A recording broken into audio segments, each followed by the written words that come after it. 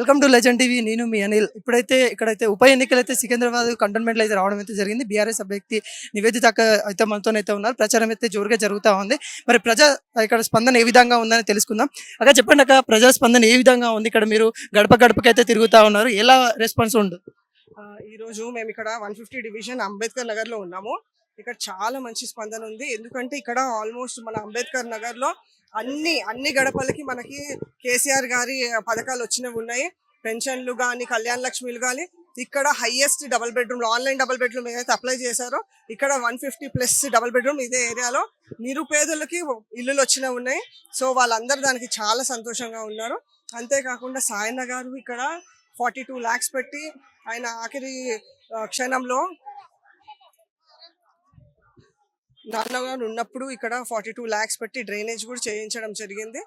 ఇక్కడ కమ్యూనిటీ హాలే కాకుండా ఇక్కడ చర్చికి హెల్ప్ చేయడమే కాకుండా ఇక్కడ బోర్వెల్స్, జిమ్ ఇవన్నీ కూడా చేయించారు. వీళ్ళందరికీ సదుపాయాలు అన్నీ వచ్చేలాగా చూసుకున్నారు. సో దీనివల్ల ఇక్కడ ఉన్న ప్రజలందరూ కూడా బీఆర్ఎస్కే వేస్తానని ముందుకొస్తున్నారు. అక్క, ఇప్పుడు సాయన్న లోటు అయితే తెలంగాణలో అయితే కొద్దిగా తెలుస్తా ఉంది. ఇప్పుడు మీ ఫ్యామిలీ ఏ విధంగా ఉంది? అసలు ఈ ఎలక్షన్ మూమెంట్లో ఏ విధంగా అనిపిస్తా ఉంది? నాన్న ఇంకా చెల్లి మాత్రం లేరనేసి మాకు కష్టంగా ఉంది. మేము ఇప్పుడు పాదయాత్రకి వెళ్ళినప్పుడు చెల్లితోని మేము మొన్న వచ్చిన పాదయాత్రకు వచ్చినామని ప్రతి ఒక్కళ్ళు గుర్తు చేస్తున్నారు చెల్లిని. అంతేకాకుండా ఇప్పుడు అలాంటి మాకున్న ఇంత కష్టకాలంలో మా బోర్డు మెంబర్లు, మా నేతలు, మా ముఖ్య కార్యకర్తలు అందరూ కూడా మా తోడుగా ఉండి మమ్మల్ని వదలకుండా మమ్మల్ని వెన్నంటే ఉండు మమ్మల్ని ముందరికి తీసుకెళ్తున్నారు. దానివల్ల నాకు చాలా గర్వంగా ఉంది. వాళ్ళు మా తోడుగున్నారని నాకు చాలా సంతోషంగా ఉంది. ఇప్పుడు కాంగ్రెస్ ఏదైతే ఇచ్చిందో 6 గ్యారెంట్లు ఏవైతే ఇచ్చిందో మొన్న అయితే ఇచ్చి గెలిచింది అసెంబ్లీలో చూసుకున్నట్లు.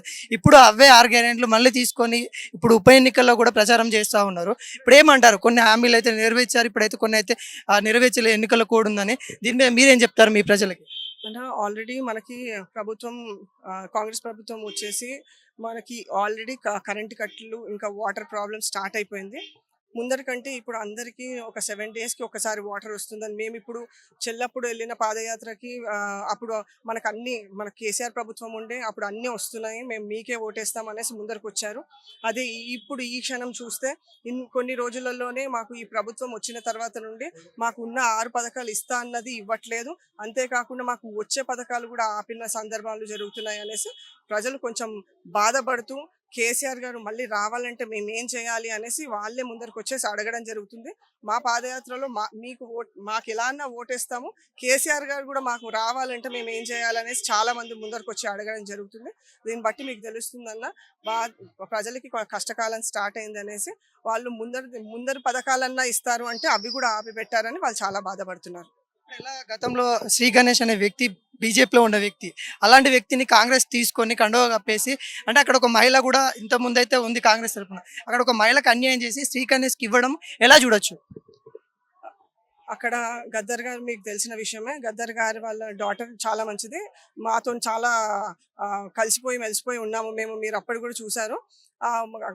అక్క కూడా మాకు ఎలక్షన్స్ తర్వాత అంటే మేము గెలిచిన తర్వాత సాటి మహిళగా మాకు వచ్చి ఆమెనే ఫస్ట్ కౌంటింగ్ టైం అప్పుడే వచ్చేసి మాకు కంగ్రాట్స్ చెప్పడం జరిగింది. అంతేకాదు ఆమెకే ఇచ్చుండుంటే బాగుండు. కానీ మాకు అంతేకాకుండా మాకు యునానిమస్ కూడా చేస్తా అన్నారు కానీ ఇప్పుడున్న ప్రభుత్వం చేయలేదు. మేము ఇంకా దాని గురించి మాట్లాడలేము. ఎందుకంటే కాంగ్రెస్ ప్రభుత్వం ఎలా దీన్ని నిర్ణయిస్తుందో మాకు తెలియదు.